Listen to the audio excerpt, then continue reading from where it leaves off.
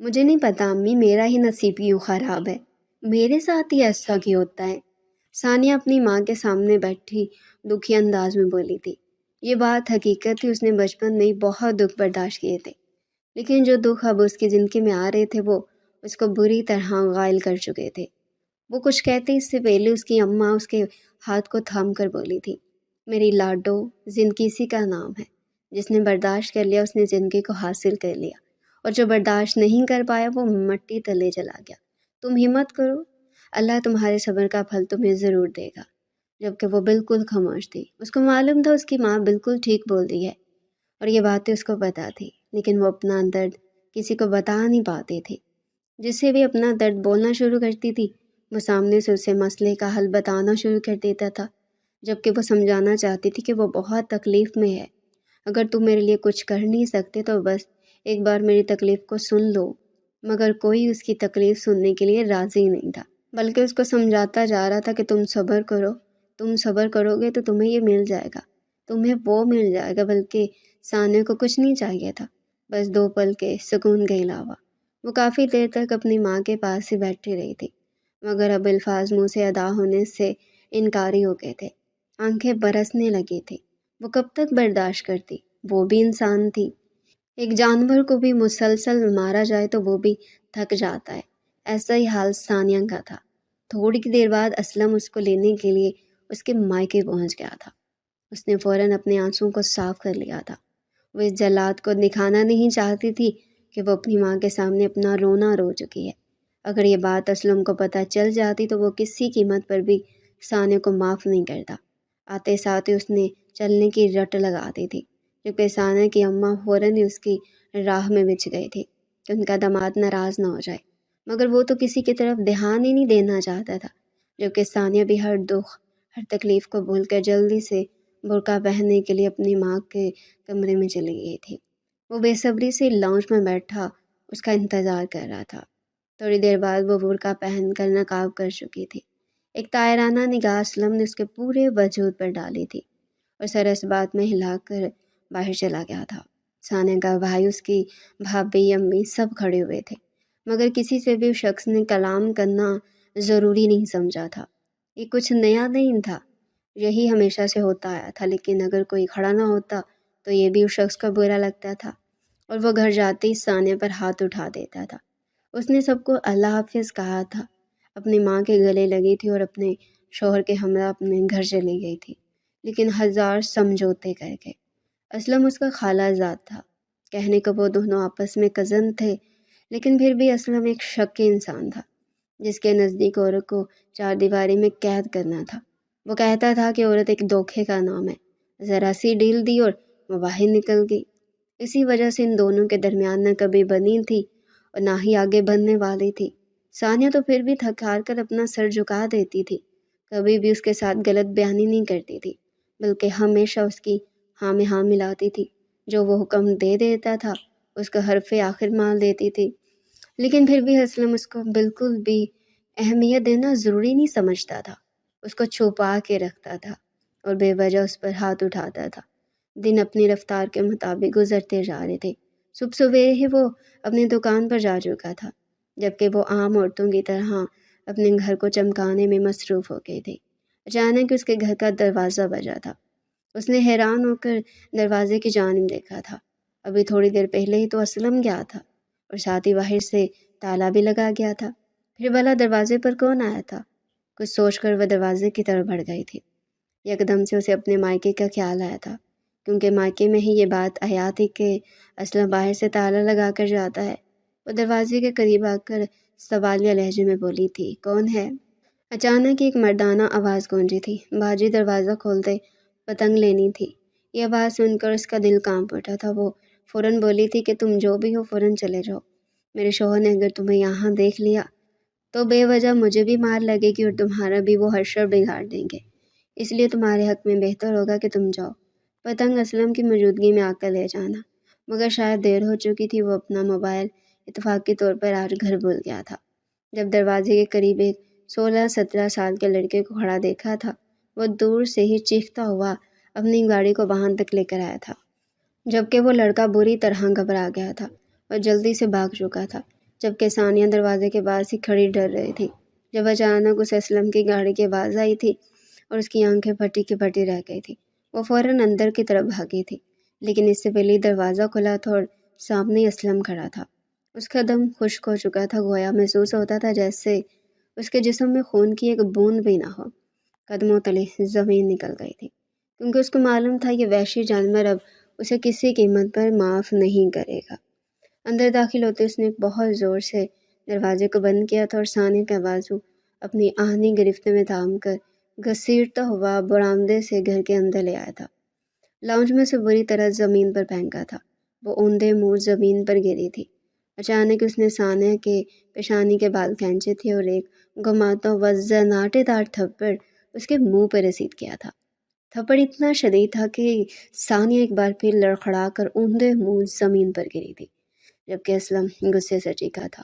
بتاؤ کیا کرنے آیا تھا وہ پڑوس کا لڑکا یہاں؟ یہ کہتے اس نے اپنی پینٹ کا بیلٹ نکال دیا تھا اور ہاتھ میں لپیٹتے ہوئے بولا تھا، جبکہ ثانیہ اس کے آگے ہاتھ جوڑتے ہوئے کامتے لہجے میں بولی تھی، خدا رہا میری کوئی غلطی نہیں، وہ تو بس پتنگ کا مطالبہ کر رہا تھا۔ اب میں نے باخدا اس کو یہی کہا ہے کہ تم اسلم کی موجودگی میں آ کر لے جانا، میں نے اس کے علاوہ کچھ نہیں بولا۔ اگر تمہیں یقین نہیں تو تم اس لڑکے سے پوچھ سکتے ہو۔ وہ مزید کچھ کہتے اس سے پہلے اسلم نے اسے دھنک کر رکھ دیا تھا۔ وہ بہت کم عمر تھی، مگر پھر بھی اس کی مار اس کی دھتکار اور اس کی گالیوں کو برداشت کر رہی تھی۔ وہ بہت شکی مزاج انسان تھا، اس نے ایک پل میں ہی اس کی حالت بگاڑ دی تھی۔ وہ بے انتہا حسین تھی اور یہی ڈر اس کے شوہر کو لاحق رہتا تھا، کہیں اس کی بیوی اس کو چھوڑ کر نہ چلی جائے۔ خدا نے اسے خوبصورت ترین بنایا تھا، مگر جس شخص کے سپرد کیا تھا وہ محض اس کی ذات کو روندنے کے علاوہ اور کچھ نہیں کر رہا تھا۔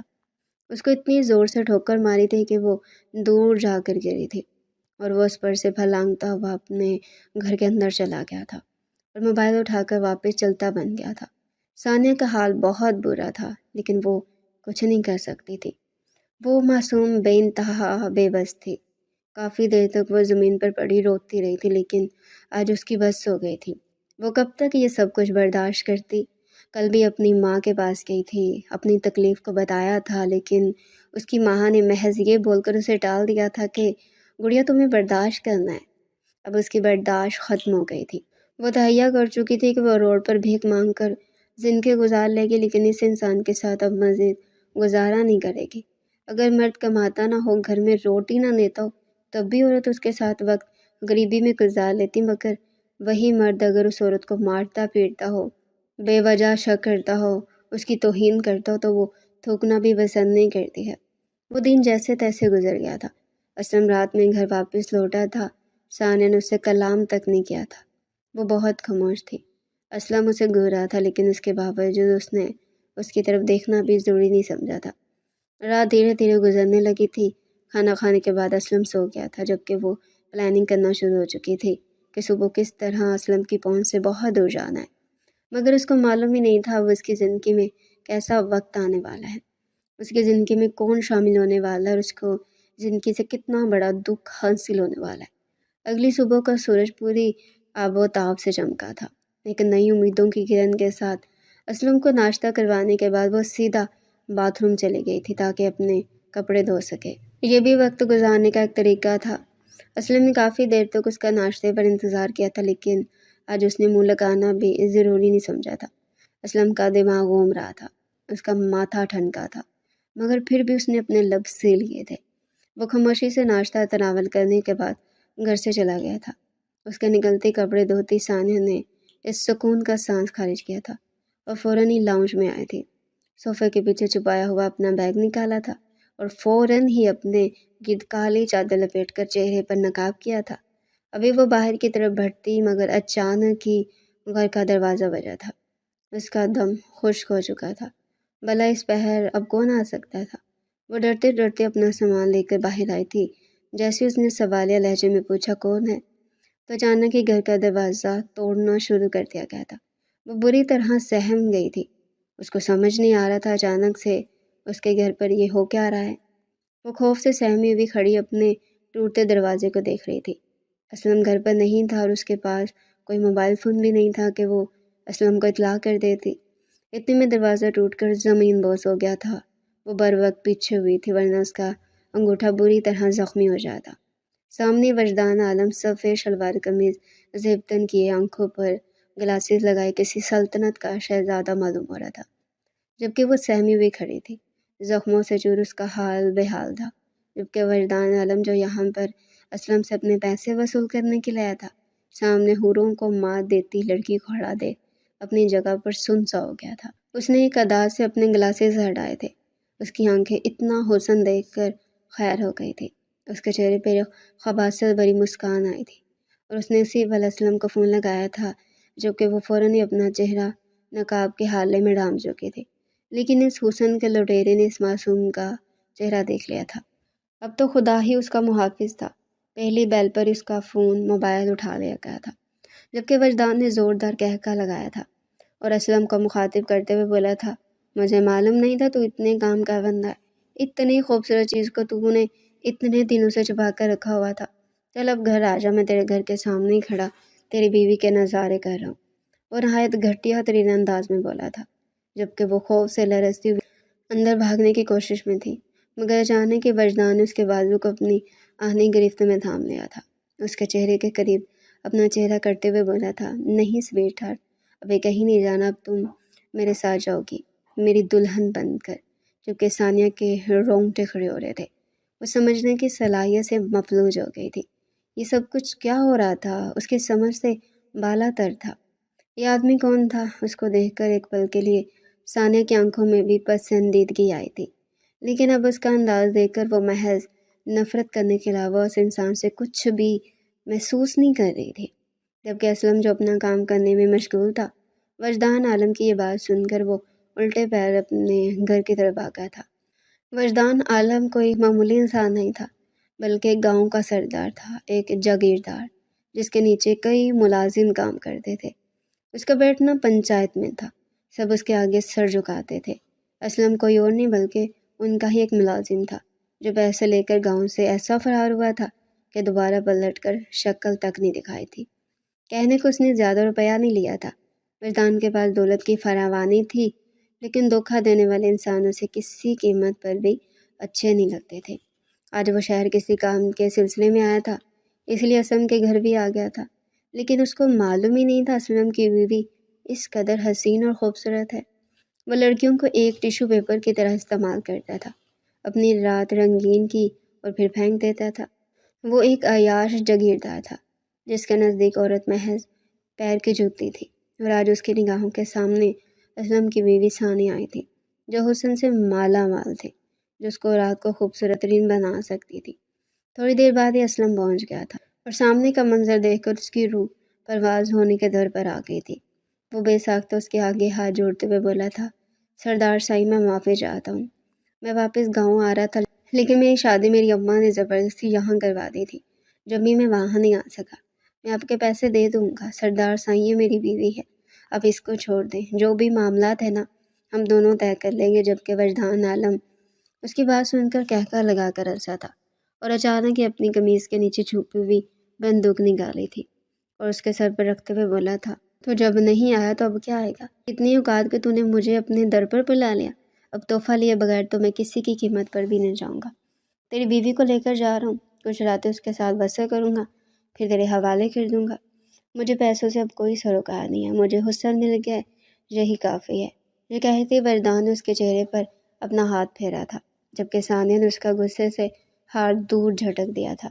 وہ ایک ادا سے مسکرایا تھا اور اس کو لیے گھر سے باہر نکلنے لگا تھا۔ اسلم کو معلوم تھا وہ اب کتنا بھی ہاتھ پاؤں جوڑ لے، جو چیز سردار وجدان کو پسند آ جاتی تھی وہ اسی کی ہوتی تھی۔ وہ بچپن سے ایسا ہی تھا، جو پسند کر لیا وہ محض اس کا ہے، اس کی طرف اب کوئی دوبارہ نہیں دیکھ سکتا تھا۔ اس بات سے وہ بخوبی واقف تھا۔ جدی پشتی اس نے سرداروں کی چوکری کی تھی، بھلا اس سے زیادہ ان لوگوں کو کون جان سکتا تھا؟ اچانک اس نے ثانیہ کو مخاطب کیا تھا، جبکہ ثانیہ نے تڑپ کر اسلم کی طرف دیکھا تھا۔ وہ مسلسل دعائیں کر رہی تھی کہ اسلم اس کو روک لے، اس کو بچا لے، لیکن اسلم نے آنکھیں تبدیل کر لی تھی۔ وہ ثانیہ کے وجود کو دیکھتے ہوئے بلند آواز میں بولا تھا، اے ثانیہ، مجھے معلوم ہے اب تو کبھی میرے پاس نہیں آ سکے گی، کیونکہ جو چیز سردار سائیں کو پسند آ جاتی ہے وہ صرف اور صرف اس کی ہوتی ہے، اس لیے میں اسلم اپنی بیوی ثانیہ فراز کو طلاق دیتا ہوں، طلاق دیتا ہوں، طلاق دیتا ہوں۔ اس نے 3 بار یہ کلمات دہرائے تھے جبکہ ثانیہ پھٹی پھٹی نگاہوں سے دیکھ رہی تھی۔ اس کو یقین ہی نہیں آ رہا تھا یہ شخص اس قدر گھٹیا ہو سکتا ہے۔ بجائے اس کو بچانے کہ اس کو طلاق دے دی تھی، وہ سن ہو کر اسلم کو دیکھ رہی تھی۔ اس کو یقین نہیں آ رہا تھا یہ اس کے ساتھ کیا ہو گیا ہے۔ وجدان نے ایک زوردار قہقہ لگایا تھا اور اسلم کی جانب دیکھتے ہوئے بولا تھا، اے اسلم، تم نے آج دل خوش کر دیا ہے، کل رات تک تجھے تیرا انعام مل جائے گا۔ یہ کہتے اس نے ثانیہ کو گھسیٹنا شروع کر دیا تھا، جبکہ وہ کسی پتھر کی مورت کی مانند ہو گئی تھی۔ نہ وہ ہاں بول رہی تھی، نہ ہی اپنے منہ سے کچھ اور الفاظ ادا کر رہی تھی۔ اس کو یقین نہیں آ رہا تھا کہ اسلم اس قدر گھٹیا ہو سکتا ہے۔ محض جب تک وہ اس کے حدود میں تھی تب تک اس کی حفاظت کی، جب اسے معلوم ہو گیا کہ وہ اس کی حفاظت نہیں کر سکتا تو اس کو بیچ راہوں میں چھوڑ دیا تھا۔ اس کو افسوس ہو رہا تھا کہ اس شخص کے لیے اس نے کیا کچھ نہیں کیا تھا، اور آج وہ اس کو ایک ایسے وقت پر تنہا چھوڑ رہا تھا جب اس کو اس کی سب سے زیادہ ضرورت تھی۔ وہ خاموشی سے وجدان کے ساتھ چل پڑی تھی۔ اس کو اپنا آپ بے مول محسوس ہو رہا تھا۔ وہ گاڑی میں بالکل چپ چاپ بیٹھی ہوئی تھی، جو کہ وجدان نے حیران ہو کر اپنے برابر میں بیٹھی لڑکی کو دیکھا تھا۔ وہ سمجھا تھا یہ لڑکی بہت شور شرابہ کرے گی کیونکہ چہرے سے ہی وہ بہت معصوم لگ رہی تھی، لیکن اس کو خاموش دیکھ وجدان کے چہرے پر مسکراہٹ آئی تھی۔ وہ سمجھ گیا تھا آج کی رات اس کی بہت خوبصورت بسر ہونے والی ہے، لیکن اس کو معلوم ہی نہیں تھا کہ برابر میں بیٹھی لڑکی کوئی معمولی انسان نہیں ہے۔ وہ اللہ کی نیک بندی ہے جو صرف اور صرف اپنے رب پر یقین رکھتی ہے، جس نے کئی سال صرف اس یقین پر گزار دیے تھے کہ رب العالمین کبھی تو اس کی زندگی میں بہتری لائے گا، کبھی تو اس کو بھی اس کے صبر کا پھل ملے گا۔ اور کہتے ہیں نا، جب اس پاک ذات پر بھروسہ کیا جاتا ہے تو وہ کبھی بھی اپنے انسان کو اکیلا اور تنہا نہیں چھوڑتا۔ وہ لوگ ایک ڈھابے پر ٹھہرے تھے تاکہ واش روم سے فریش ہو سکے اور کھانا تناول کر سکے۔ وہاں جیسے گاڑی ٹھہری تھی وہ وجدان کو دیکھتے ہوئے محض ایک بات بولی تھی، مجھے نماز پڑھنی ہے۔ وجدان نے ایک نگاہ اس کے وجود پر ڈالی تھی اور خباثت بھرے لہجے میں بولا تھا، اے لڑکی، کیا کرو گی نماز پڑھ کر؟ رات کو حویلی پہنچ کر تو گناہ ہی کرنا ہے۔ ابھی نماز پڑھ کر اپنا وقت ضائع کرو گی، گناہ کر کے پھر نماز پڑھ لینا اور اپنے لیے دعا مانگ لینا۔ اس کا سر جھکا ہوا تھا۔ اس کی بات سن کر اس کو آگ لگ گئی تھی اور وہ یکدم کڑوے لہجے میں بولی تھی، انسان کو اتنا بھی فرعون نہیں بننا چاہیے کہ اپنے رب کو بھول کر محض لذت کی راہ میں نکل جاؤ، اور جب وہ رب تمہیں پیشانی کے بالوں سے کھینچے تو تمہاری آپ نکل آئے۔ مجھے نماز پڑھنی ہے، ورنہ میں کسی قیمت پر بھی تمہارے ساتھ نہیں جاؤں گی، بھلے تم کتنے ہی بڑے سردار بن جاؤ۔ اگر میں نے اس رب سے تمہاری شکایت کر دی تو وجدان عالم، تم کسی صورت اپنا آپ بچا نہیں پاؤ گے۔ اس کی آنکھیں لال لنگارہ ہو رہی تھی، چہرہ بھی غصے سے لال ہو گیا تھا۔ نہ جانے کیوں وجدان کو ایک پل کے لیے اس سے خوف محسوس ہوا تھا۔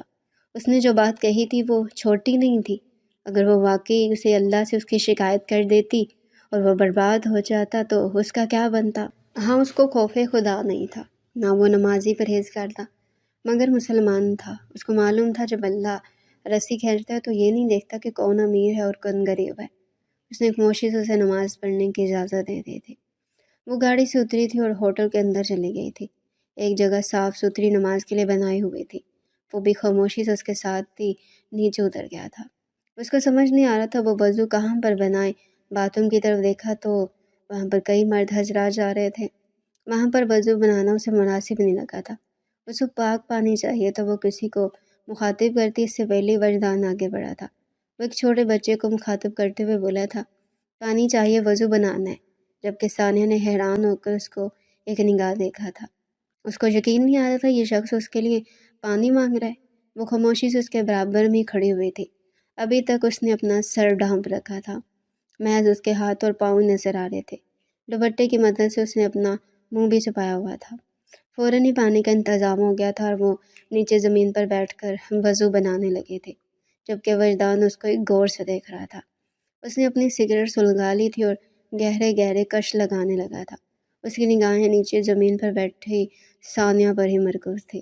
اس نے اپنی کونیوں پر پانی ڈالا تھا اور یکدم پاجامہ اوپر گیا تھا۔ وہ اپنی پینڈلیوں کو دھونے لگی تھی۔ اس کے خوبصورت پاؤں دیکھ کر ایک پل کے لیے اپنی جگہ پر تھم گیا تھا۔ اچانک اس کا دل دھڑکنا شروع ہوا تھا۔ یہ کیسا احساس تھا؟ وہ سمجھ نہیں پا رہا تھا۔ وہ وجدان عالم تھا، گناہوں کے دلدل میں دھنسا ہوا انسان۔ اور وہ ثانیہ فراز تھی، اللہ کی نیک بندی جو اپنے رب سے بہت پیار کرتی تھی اور اس ذات پر مکمل یقین رکھتی تھی۔ اس نے مکمل وضو بنایا تھا اور کمرے میں چلی گئی تھی۔ وہ گاڑی میں بیٹھ کر اس کا انتظار کرنا چاہتا تھا، لیکن نہ جانے کیوں وہ اس کے پیچھے پیچھے چل پڑا تھا۔ وہ کمرے کے اندر داخل ہوا تو وہ ایک کونے میں نماز ادا کر رہے تھے، جبکہ وہ دروازے کے ساتھ ٹیک لگا کر اس کو نماز پڑھتا ہوا بہت غور سے دیکھتا جا رہا تھا۔ وہ کبھی قیام میں جا رہی تھی تو کبھی رکوع میں تو کبھی سجدے میں۔ وجدان نے ایک بات بہت دل سے محسوس کی تھی، وہ لڑکی ہر چیز سے لاپرواہ نماز میں اس قدر مشغول تھی کہ وہ ادھر ادھر دیکھنا بالکل بھی مناسب نہیں سمجھ رہی تھی۔ اس کو بالکل ہوش نہیں تھا کہ اسے کوئی دیکھ رہا ہے، بس وہ اپنے آپ میں ہی مگن اللہ کے بارگاہ میں سجدہ رہے تھے۔ نماز ادا کرنے کے بعد اس نے بارگاہ الہی میں ہاتھ بلند کیے تھے اور تڑپ کر رو پڑی تھی۔ اس کی آنکھوں سے گرنے والے آنسو نہ جانے کیوں وجدان عالم کو بے انتہا برے لگے تھے، اور ایسا پہلی بار ہو رہا تھا۔ اس کے نزدیک عورت محض پیر کی جوتی تھی۔ وہ تو اپنی ماں اور بہن کو بھی زیادہ عزت نہیں دیتا تھا۔ اس کو لگتا تھا عورت ذات صرف مرد کو دھوکہ دینے کے لیے اور اسے پیسہ بٹورنے کے لیے بنی ہے۔ وہ تڑپ کر بولی تھی، اے رب العزت، اے میرے پاک پروردگار، اے میرے اللہ، تو جانتا ہے میں کتنی بے بس ہوں۔ میرے پاس اب کوئی ٹھکانہ نہیں ہے، میرے شوہر نے مجھے ایک درندے کے حوالے کر دیا ہے۔ یا اللہ، میں تم سے اپنی حفاظت کی بھیک مانگتی ہوں۔ تو جانتا ہے میرا کردار کتنا صاف ہے، بس تو ہمیشہ میرے دامن کو پاک رکھنا۔ وہ جو باہر ایک درندہ موجود ہے نا، اس سے میری حفاظت کرنا۔ یا رب العالمین، میں جانتی ہوں کہ مجھے اب عدت کرنی ہے، اپنے آپ کو ڈھانپ کے رکھنا ہے۔ مجھے اتنی مہلت دے دینا کہ میں عدت پوری کر لوں اور میں کسی غیر مرد کے سامنے نہ ہوں۔ اس کے الفاظ گویا وجدان عالم کے لیے کسی زہر کے مانند تھے۔ وہ حیران ہو کر اس لڑکی کو دیکھ رہا تھا۔ اس نے جو اپنے ہاتھ پشت پر باندھ رکھے تھے، اس کے ہاتھ ڈھیلے ہو گئے تھے اور وہ یکدم سیدھا ہو چکا تھا۔ کیا وہ درندہ تھا؟ یہ لڑکی اس کو درندے سے مشابہت دے رہی تھی۔ یہ خیال ہی اس کی روح جھنجھوڑ چکا تھا۔ وہ خاموشی سے کمرے سے باہر آ گیا تھا۔ کافی دیر تک ثانیہ اپنے لیے دعا مانگتی رہی تھی۔ نماز پڑھنے کے بعد وہ باہر آئی تھی۔ سامنے وہ گاڑی سے ٹیک لگائے اس کا انتظار کر رہا تھا۔ اس کے گارڈز پورے ہوٹل میں پھیلے ہوئے تھے۔ ثانیہ نے ایک نگاہ وجدان عالم پر ڈالی تھی، وہ سر جھکا کر اس کے پاس آ کر کھڑی ہو گئی تھی۔ اس کا چہرہ ابھی تک نقاب کے حالے میں موجود تھا، جبکہ وجدان خاموشی سے اپنی گاڑی میں بیٹھ گیا تھا، ساتھ اسے بھی بیٹھنے کا اشارہ کر چکا تھا۔ وہ گھوم کر فرنٹ سیٹ پر اس کے برابر میں بیٹھ گئی تھی۔ ایک بار پھر گاڑی اپنے منزل پر رواں دواں تھی، لیکن اس بار اسٹیئرنگ وہیل تھامے شخص ایک عجیب الجھن میں موجود تھا۔ وہ جو خوشی خوشی اس کو اپنے ساتھ حویلی لے کر جا رہا تھا، اب اس کے اندر ایک عجیب سی بھگدڑ مچی ہوئی تھی۔ وہ جو کر رہا تھا، کیا وہ غلط تھا؟ کیا وہ کوئی درندہ تھا؟ اس لڑکی نے اسے ایک ایسی حقیقت سے روشناس کروایا تھا جس سے وہ ہمیشہ ناواقف رہتا تھا۔ برابر میں بیٹھی یا لڑکی کون تھی؟ آج تک اس کی زندگی میں ایسا کوئی نہیں آیا تھا جو اس کو یہ بول کر مخاطب کرے۔ اس کی آنکھوں میں مسلسل نمی آتی جا رہی تھی، جس کو وہ کہیں اندر ہی دھکیل رہا تھا۔ اس نے اپنا سر جھٹک دیا تھا اور اچانک ہی اپنے آپ کو قابو کرتے ہوئے دل ہی دل میں اپنے آپ سے مخاطب ہوا تھا، میں کوئی درندہ نہیں ہوں۔ یہ لڑکی جو سمجھتی ہے نا، سمجھتی رہے۔ ویسے بھی عورتوں کو یہی سب کچھ آتا ہے، جھوٹے آنسو بہانا، مردوں کو نئے نئے القابات سے نوازنا۔ اس کو تو میں بتاؤں گا کہ درندہ ہوتا کیا ہے۔ بس ایک بار حویلی آ جائے۔ وہ اپنے آپ میں ہی منصوبے بناتا جا رہا تھا، مگر وہ اس بات سے ناواقف تھا، یہ لڑکی کوئی عام لڑکی نہیں ہے، بلکہ یہ ایک ایسی انمول لڑکی ہے جو اس کو تبدیل کر دے گی، اس کو عشق کرنے پر مجبور کر دے گی، اس کو بتائے گی کہ عورت حقیقت میں ہوتی کیا ہے۔ شاید اللہ تعالیٰ نے ہر ایک کا بہترین جوڑا بنایا ہے، بس یہی کچھ ایسی غلطیاں بھی انسان سے ہو جاتی ہیں جو ایک سبق کے طور پر اس کو ملنی ہوتی ہے۔ ایک لمبی مسافت کے بعد وہ لوگ گاؤں کی حدود میں داخل ہو گئے تھے۔ وہ جیسے ہی داخل ہوئے، ہر طرف سے وجدان عالم کے نام کا نعرہ لگنا شروع ہو گیا تھا، جبکہ وجدان کے نام کے پکار پر ثانیہ نے گاڑی سے باہر کی طرف دیکھا تھا۔ کئی لوگ اس کی آمد پر خوشی سے جھوم رہے تھے۔ وہ حیران رہ گئی تھی، یہ تو بہت ظالم تھا، پھر لوگ اس کو پسند کیوں کر رہے تھے؟ جبکہ ثانیہ اپنا سر جھٹک کر اپنے ہی ہاتھوں سے کھیلنے لگے تھے اور دل ہی دل میں دعا کرنے لگی تھی کہ اس کے ساتھ کچھ بھی غلط نہ ہو۔ وہ اندر سے بہت ڈری ہوئی تھی اور مسلسل اپنے رب سے دعا کر رہی تھی کہ سب خیر ہو۔ وہ لوگ حویلی کے حدود میں داخل ہو گئے تھے۔ گاڑی ایک جھٹکے سے پورچ میں رکے تھے۔ اس نے ایک نگاہ اپنے برابر میں بیٹھی لڑکی کے وجود پر ڈالی تھی اور اس کو اترنے کا حکم دیکھ کر خود بھی باہر آیا تھا۔ سامنے دروازے پر اس کی ماں کھڑی ہوئی اس کو دیکھ کر خوشی سے مسکرا رہی تھی، جبکہ اسے کسی کی پرواہ نہیں تھی۔ وہ ثانیہ کا ہاتھ تھام کر اندر کی طرف بڑھا تھا، جبکہ ثانیہ مسلسل اس سے اپنا ہاتھ چھڑوانے کی کوشش میں لگے ہوئے تھے۔ اس کی ماں نے باہیں پھیلائی تھی لیکن وہ ان کو نظر انداز کیے ثانیہ کو اپنے ساتھ لے کر اپنے کمرے کی طرف بڑھ چکا تھا، جبکہ ثانیہ کی سسکیاں گونجنا شروع ہو گئی تھی۔ وہ روتے ہوئے منت کرنے والے انداز میں بولی تھی، اللہ کے لیے مجھے چھوڑ دو، مجھے عدت کرنی ہے، خدا را میرے حال پر رحم کرو، تم کیوں نہیں ڈر رہے اس خدا سے؟ تم کیوں زنا کرنا چاہتے ہو؟ اگر تمہارے اندر اتنی آگ لگی ہوئی نا تو تم اس سے نکاح کر لو، مگر میرے ساتھ ایسا ظلم نہ کرو۔ وہ جو کمرے میں داخل ہوتا ہی یکدم اس نے پلٹ کر ثانیہ کو دیکھا تھا۔ آج سے پہلے بھی وہ کئی لڑکیوں کے ساتھ رات بسر کر چکا تھا، لیکن کبھی بھی کسی لڑکی نے ایسی بات نہیں کی تھی۔ وہ چند پل کے لیے خاموش ہو گیا تھا۔ وہ ثانیہ کی طرف دیکھتے ہوئے بولا تھا، کرو گے نہیں کام مجھ سے؟ اس نے ایک آئے بروچ کہی تھی، جبکہ ثانیہ فوراً ہی سر اس بات میں ہلاتے ہوئے بولی تھی، میں وعدہ کرتی ہوں جیسا تم بولو گے ویسا ہی ہوگا، لیکن مجھے کچھ دن کے لیے وقت درکار ہے، مجھے 3 مہینے چاہیے، میں عدت مکمل کر لوں، پھر جو تم کہو گے میں مان جاؤں گی، لیکن خدا کے لیے مجھے 3 ماہ کے لیے مہلت دے دو، میرا تم سب سے پردہ ہے، مجھے عدت کرنے دو۔ وہ خاموش تھا، اس کو سمجھ نہیں آ رہا تھا وہ کیا بولے، وہ بس ایک ٹرانس کی کیفیت میں یکدم بول پڑا تھا، جیسا تم بولتی ہو ویسا ہی ہوگا، لیکن اگر تم نے 3 مہینے کے بعد میری بات کی نفی کی تو میں تمہارے ساتھ وہ کروں گا کہ تم اپنے آپ سے نگاہیں نہیں ملا پاؤ گے۔ جبکہ وہ فوراً اس کے آگے ہاتھ جوڑ گئی تھی، وردان عالم تم جیسا بولو گے مجھے منظور ہے، لیکن خدا کے لیے مجھے 3 مہینے دے دو، میں تمہارے ساتھ زنا نہیں کرنا چاہتی، میں گناہ گار نہیں بننا چاہتی، مجھے مر کر جنت چاہیے، مجھے دوزخ میں نہیں جانا۔ زانی کو اللہ معاف نہیں کرے گا، اور میں بھی اگر تمہارے ساتھ جسمانی تعلقات قائم کروں گی تو مجھے بھی زانی کہا جائے گا۔ اس کی باتیں نہیں گویا وردان کے لیے واقعی کوئی زہر تھا، ویسی باتیں کر رہی تھی جس کو سن کر وردان اپنی جگہ پر بت بن گیا تھا۔ اس نے محض سر کو اس بات میں ہلایا تھا اور اس کے ملازمہ کے ذریعے کمرہ دے دیا تھا، اور وہ خاموشی سے اپنے کمرے میں داخل ہو کر بیڈ پر ڈھہ گیا تھا۔ ہاں وہ زانی تھا، اس نے کئی لڑکیوں کے ساتھ رات گزاری تھی، اس کی عادت میں شمار تھا، وہ جس بھی لڑکی کے ساتھ رات بسر کرتا تھا اگلی کی رضامندی ہوتی تھی، لیکن پھر بھی وہ زنا کر رہا تھا، اور زنا کی معافی اللہ کے پاس نہیں ہے۔ اس کا دل ایسا محسوس ہوتا تھا جیسے دھڑکنا بھول گیا ہو۔ وہ لڑکی تو بول کر چلی گئی تھی، جبکہ وہ بے سکون ہو گیا تھا۔ وہ ایک لمبی ڈرائیو کر کے آیا تھا۔ اکثر اوقات جب بھی وہ شہر سے گاؤں واپس آتا تھا تو وہ تھک کر سو جاتا تھا، تقریباً اگلی رات میں اٹھتا تھا، لیکن آج اس کی آنکھوں سے نیند کوسوں دور تھی۔ کبھی وہ سو رہا تھا تو کبھی وہ اٹھ کر بیٹھ جاتا تھا، کبھی وہ غسل کرنے لگتا تھا تو کبھی بے چین ہو کر بالکونی میں آ جاتا تھا۔ بار بار اس کے کان میں کبھی درندہ تو کبھی زانی جیسے الفاظ گونج رہے تھے۔ وہ ایک سردار تھا، لیکن اس معمولی لڑکی نے اس کی دنیا کو بری طرح سے ہلا کر رکھ دیا تھا۔ وقت گزرنا شروع ہو گیا تھا، لیکن اس کی زندگی میں اس قدر بے سکونی آ گئی تھی کہ وہ راتوں کو سکون کی نیند سو نہیں پا رہا تھا۔ اس نے گہری سانس ہوا کے سپرد کی تھی اور سیدھا ثانیہ کے کمرے کے پاس آیا تھا۔ وہ اس سے ملاقات کر کے اپنی کیفیت اس کو بیان کرنا چاہتا تھا اور اس سے پوچھنا چاہتا تھا آخر وہ اس بے سکونی سے کیسے نجات پائے۔ اس نے دروازے پر دستک دی تو اندر بیٹھی ثانیہ جو قرآن پاک کی تلاوت کر رہی تھی بری طرح سے ڈر گئی تھی۔ وہ دروازے کے پاس آئی تھی اور دھیمی آواز میں بولی تھی، کون ہے؟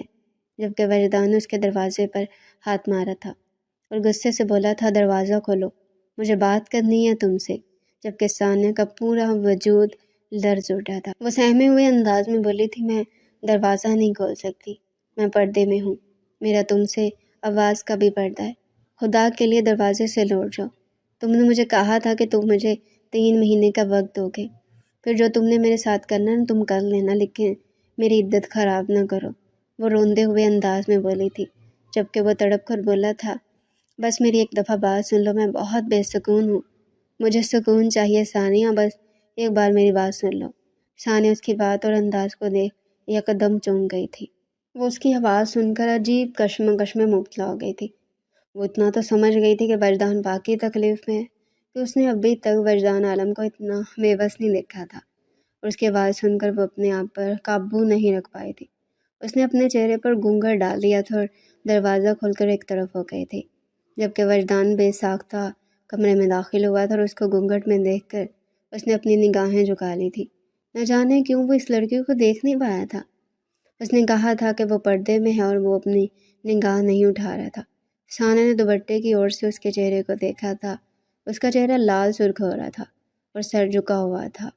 اس نے پورا دروازہ کھول دیا تھا اور قدم با قدم چلتے ہوئے بستر پر بیٹھ گئی تھی، جبکہ وجدان بالکل اس کے سامنے صوفے پر بیٹھ کر پریشان کن لہجے میں بولا تھا، میں جانتا ہوں تم میری بات نہیں سمجھو گی، لیکن میں بہت پریشان ہو گیا ہوں۔ تم مجھے ایک بات بتاؤ، میں کیا زنا کرتا ہوں؟ کیا میں درندہ ہوں؟ وہ تڑپ کر بول رہا تھا، جبکہ ثانیہ حیران تھی۔ اس کو سمجھ نہیں آ رہا تھا کہ وہ کس طرح کا رد عمل ظاہر کرے، اس کی باتوں پر کیا جواب دے۔ اس کو یاد آیا تھا ہاں وہ اپنے اللہ کے سامنے اس کو درندہ بول چکی تھی، لیکن اس نے کب سن لیا؟ ثانیہ کو یکدم اپنے الفاظ پر افسوس ہوا تھا اور وہ نرمی سے بولی تھی، نہیں آپ درندے نہیں ہیں۔ اگر آپ مجھے عزت کرنے کا موقع نہیں دیتے تب میں آپ کو درندہ بول سکتی تھی۔ میں اپنے الفاظوں پر شرمندہ ہوں۔ اس کی بات سن کر وردان سر نفی میں ہلاتے ہوئے بولا تھا، تم جھوٹ بول رہی ہو، تم نے اللہ کے سامنے مجھے درندہ بولا ہے، میں زنا کرتا ہوں، بتاؤ۔ وہ تڑپ کر بالکل بچوں کی طرح اس سے سوال جواب کر رہا تھا، جبکہ وہ حیران تھی۔ جس وردان عالم کو اس نے دیکھا تھا یہ آدمی اس کے بالکل برعکس تھا۔ کیا وہ گاؤں آ کر تبدیل ہو گیا تھا؟ اس کی جانب دیکھتے ہوئے سوالیہ لہجے میں بولی تھی، جن کے ساتھ آپ نے راتیں گزاری وہ عورتیں آپ کی محرم تھی؟ جبکہ وہ وردان جو اس کو دیکھ کر سوال کر رہا تھا وہ خاموش ہو گیا تھا۔ اس کے ماتھے پر موجود شکن سیدھے ہو گئے تھے، سر جھک گیا تھا اور وہ ایک عجیب شرمندگی میں گھر چکا تھا۔ وہ کوئی جواب نہیں دے پایا تھا، جبکہ ثانیہ کے چہرے پر ایک تلخ مسکراہٹ آئی تھی۔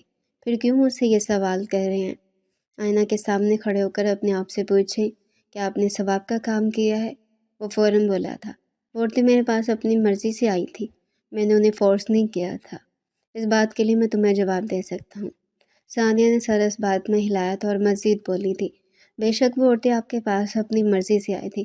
کیا آپ کو اللہ کا فرمان نہیں معلوم کہ نامحرم کے ساتھ تعلقات قائم کرنے والے کو میں معاف نہیں کروں گا؟ میں ان کو سزا دینے پر قادر ہوں جو زنا کرتے ہیں۔ تو پھر آپ نے یہ سب کچھ کیوں کیا؟ وجدان بالکل چپ تھا۔ وہ واقعی بالکل ٹھیک بول رہی تھی، اس نے کچھ غلط نہیں بولا تھا۔ وہ نم آواز میں بولا تھا، مگر میں لذت کی وجہ سے ان کے پاس جاتا تھا۔ میں جانتا ہوں میں نے غلط کیا، لیکن میں ان سب چیزوں کو ٹھیک کیسے کروں؟ کیا مجھے میرا اللہ کبھی معاف نہیں کرے گا؟ اس کا تبدیل ہو جانا ثانیہ کو بہت عجیب لگ رہا تھا۔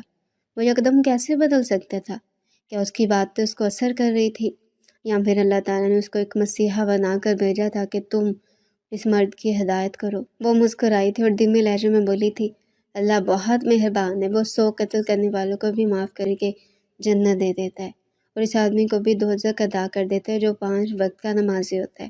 اگر تم نے غلط کام کیا اور تم اس پر دل سے شرمندہ ہو تو تم اللہ کے سامنے بیٹھ کر اپنے گناہوں کی معافی مانگو، اس رب کو بتاؤ کہ تم اب شرمندہ ہو، اب تم ایسا غلط کام نہیں کرو گے اور سچے دل سے توبہ کرو، تو وہ رب العالمین تمہاری ہر دعا کو قبول کرے گا، تمہیں معاف کرے گا اور تمہیں مرنے کے بعد جنت عطا کرے گا۔ وجدان عالم، میری بات ہمیشہ یاد رکھنا، زنا کرنے والوں کو اللہ پسند نہیں کرتا۔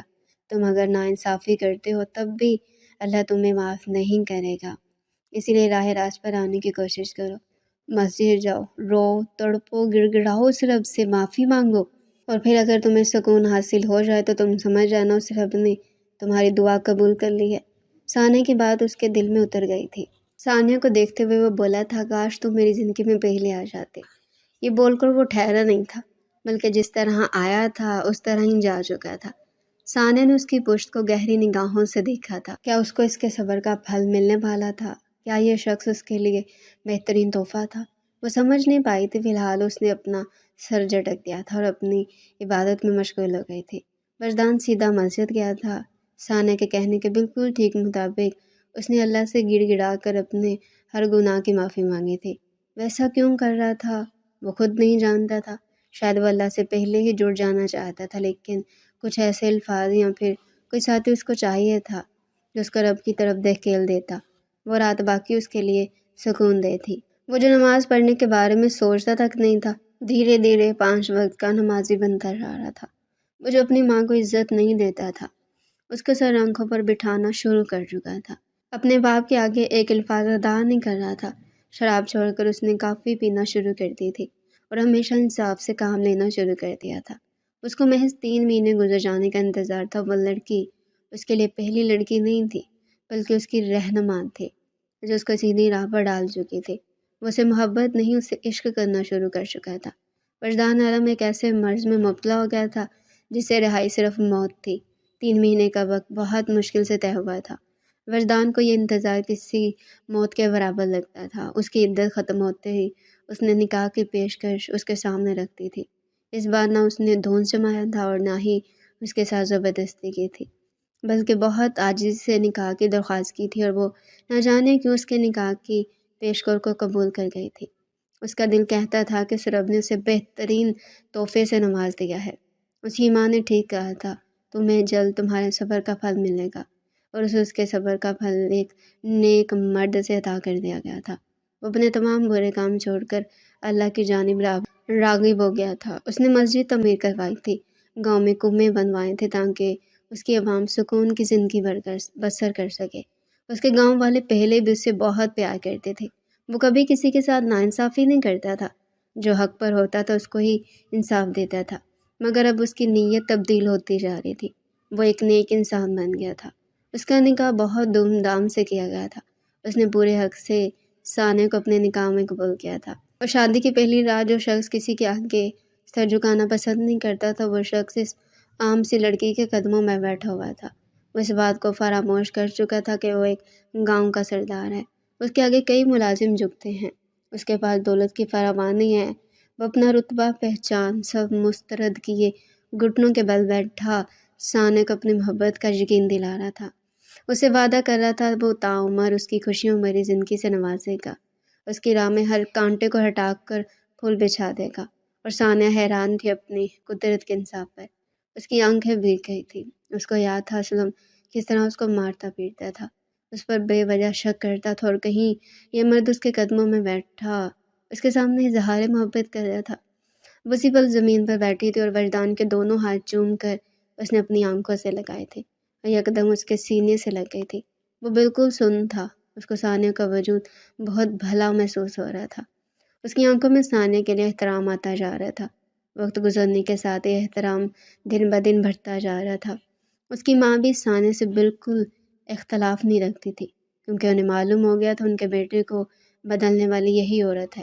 وہ جب اس کو حویلی لے کر آیا تھا تب اس کی نگاہ میں یہ عورت محض اس کے لذت کا سامان تھی، اور آج وہ عورت اس کے گھر کی ملکہ بنی ہوئی تھی۔ وہ ہر رات اس کے سامنے بیٹھ کر قرآن پاک کی تلاوت کرتا تھا، تہجد کی نماز پڑھتا تھا، اور اس کی ہر نماز میں ایک دعا شامل ہوتی تھی: اس عورت کو ہمیشہ میرا رکھنا، اس عورت کو کبھی مجھ سے دور نہ کرنا، میں اسے بے پناہ محبت کرتا ہوں۔ جب ایک مرد اپنی بیوی حق میں دعا مانگتا ہے نا، تو وہ رب العالمین اس کی ہر دعا کو قبول کرتا ہے۔ دن بدن ثانیہ کے دل میں وجدان کے لیے محبت بڑھتی جا رہی تھی، اور ان دونوں کے درمیان اللہ تعالیٰ نے ایک خوبصورت پھول کھلایا تھا، انہیں ایک رحمت نوازی تھی، جسے پا کر وہ دونوں مکمل ہو گئے تھے۔ وجدان اپنی بیٹی کو ہاتھ میں لے کر خوب رویا تھا۔ وہ اس دن کے بعد سے اس کی دعاؤں میں اپنی بیٹی کے نصیب کی دعا بھی شامل تھی، کیونکہ اس نے سن رکھا تھا مرد اپنی جوانی میں اپنی بیٹی کا نصیب لکھ رہا ہوتا ہے، اور یہی بات اس کو پریشان کرتی تھی۔ لیکن اس کو یقین تھا اس کی بیوی ایک نیک عورت تھی، تو ضرور اس کی بیٹی کا نصیب بھی یقیناً نیک ہوگا، اور بے شک جیسا گمان آپ کرتے ہیں نا، اللہ ویسا ہی پھل عطا کرتا ہے۔